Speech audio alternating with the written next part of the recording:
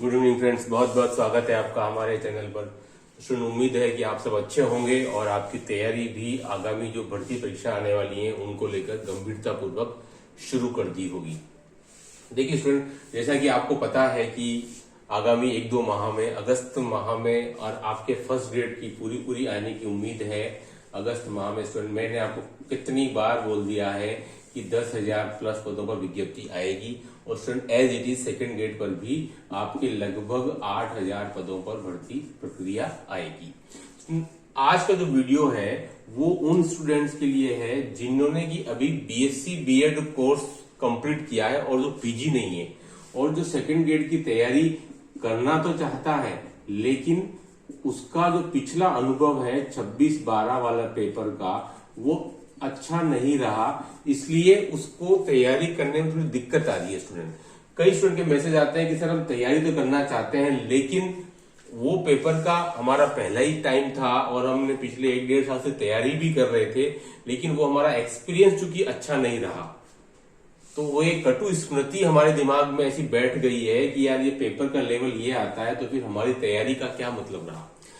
आप बिल्कुल सही सोच रहे हैं कि जो 26/12 का जो पेपर था सेकेंड ग्रेड मैथ्स का स्टूडेंट सेकेंड पेपर, वो वास्तव में काफी सारे विवादों के साथ में था और वो पेपर वास्तव में अपने आप में काफी हद तक अलग भी था। लेकिन जो स्टूडेंट पहली बार इस एग्जाम में बैठ रहे हैं उनके दिमाग में तो बात बिल्कुल ऐसे ही घर कर गई है कि सर पेपर ऐसा ही आता है तो हमारी तैयारी का क्या फायदा मिला। सही बात है स्टूडेंट, तैयारी जो थी जिन स्टूडेंट ने की थी पुराने पेपर के बेस पर या पुराने पैटर्न के बेस पर, स्टूडेंट ज्यादातर लोगों को निराशा हाथ लगी। स्टूडेंट, उसका एक मेन रीजन था कि पेपर जो था स्टूडेंट वो टफ होने के साथ साथ, टफ तो था ही, ये तो मैं भी इस चीज से डिनाई नहीं कर सकता, लेकिन साथ साथ स्टूडेंट उसका जो सिलेबस का वर्गीकरण था वो नहीं दिया गया था। ये एक बड़ा रीजन था कि स्टूडेंट ऐसा आज तक कभी भी नहीं हुआ कि सेकेंड ग्रेड और फर्स्ट ग्रेड की विज्ञप्ति आई हो उसके साथ में हमेशा सिलेबस का वर्गीकरण आता है। वर्गीकरण का मतलब है स्टूडेंट हमेशा उसमें 9th 10th 11th 12th मिलाकर के आपके 90 प्रश्न आएंगे। इस प्रकार का वर्गीकरण हमेशा आता है और आपके बीएससी पार्ट के 40 प्रश्न आएंगे, ये वर्गीकरण आता है स्टूडेंट। लेकिन इस बार ऐसा हुआ कि चूंकि 2-2.5 टॉपिक नए ऐड हुए थे आपके यूजी पार्ट में यानी कि बीएससी पार्ट में स्टूडेंट, उसके बाद से ऐसा हो गया कि ये वर्गीकरण जो हमेशा जारी किया जाता है इस बार वो वर्गीकरण नहीं था। तो इसका फायदा उठाया पेपर सेटर ने या जो भी कोई बात है स्टूडेंट, तो उसकी वजह से इस बार क्या वर्गीकरण नहीं बन पाया। तो जो 9th 10th और 11th 12th स्टूडेंट लगभग आपके 90 क्वेश्चन आते थे स्टूडेंट, इस बार वो आपके 45 to 50 प्रश्न ही आए, यानी कि लगभग आपके आधे प्रश्न ही आए। तो यहां से बहुत बड़ा डिफरेंस पैदा हो गया, लगभग आपके 40 प्लस प्रश्न होगा।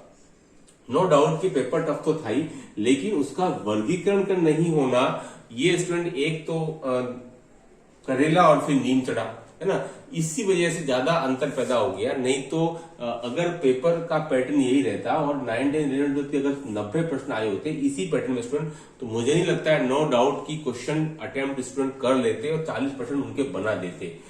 ठीक है स्टूडेंट, आई होप कि आप इन बातों को समझ रहे होंगे कि अगर आप पेपर को टफ की बजाय ये सोचें कि इसका जो पेपर का पैटर्न जो था सिलेबस का वर्गीकरण नहीं होने की वजह से सब गड़बड़ हो गया। बीएससी के जो 40 प्रश्न आते थे हम ये समझ सकते हैं कि चलो भाई इसमें 2-2.5 टॉपिक बीएससी का नया ऐड हुआ है तो 40 के बजाय 50 आ जाएंगे, 55 आ जाएंगे, लेकिन स्टूडेंट ये आ गया आपके 80 क्वेश्चन। तो यहीं से पूरा गड़बड़, जहां 90 आने चाहिए थे 9th 10th 11th 12th के, वो तो आए 45 से 50 और जो बीएससी के 40 आने चाहिए थे, मतलब मान लो 50 नहीं मान लो तो 80 आ गए। तो ये पूरा गणित गड़बड़ हो गया स्टूडेंट। इस वजह से ऐसा कभी नहीं देखा गया, मैंने 2008 से मैं लगातार आरपीसी की पेपर की तैयारी कर रहे हैं, पेपर देख रहा हूं, ऐसा कभी भी नहीं आया कि इतना ज्यादा बिल्कुल मिसमैच पेपर हो जिसमें कि जो चीजें आनी चाहिए थी उसको अकॉर्डिंग बिल्कुल भी नहीं आई। तो इस वजह से पेपर जो था वो ज्यादा कठिन हो गया, 40% बनाने मुश्किल हो रहे हैं और इसकी वजह से आपकी सीट खाली जा रही है स्टूडेंट। इस बार किसी को कोई फायदा नहीं हो रहा, किसी भी स्तर पर, न व्यक्ति को हो रहा है, न विभाग को हो रहा है और न सरकार को हो रहा है स्टूडेंट। तो ये इस बात को संज्ञान में लाना बहुत आवश्यक है कि जब इस प्रकार के पेपर बनाते रहेंगे तो फिर उससे फायदा किसी को नहीं मिलेगा।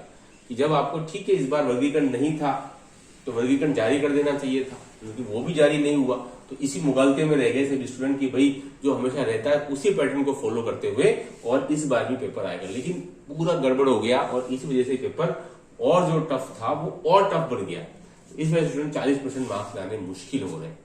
बाकी पेपर इतना टफ नहीं था। अगर जैसा मैंने बताया कि भाई 9, 10, 90 प्रश्न और बीएससी के 40 प्रश्न आते, कितना भी टफ हो तो स्टूडेंट चूंकि 1-1.5 साल से तैयारी कर रहा है तो जो कर लेता है वो। बीएससी के क्वेश्चन इतने टफ नहीं थे, लेकिन क्योंकि 40 प्रश्न आते हैं तो वो उसी हिसाब से तैयारी करके जाता है, और 9, 10 तो ज्यादा प्रश्न आते हैं तो उसी हिसाब से तैयारी करके जाता है। यहाँ पूरा गड़बड़ हो गया इस बार।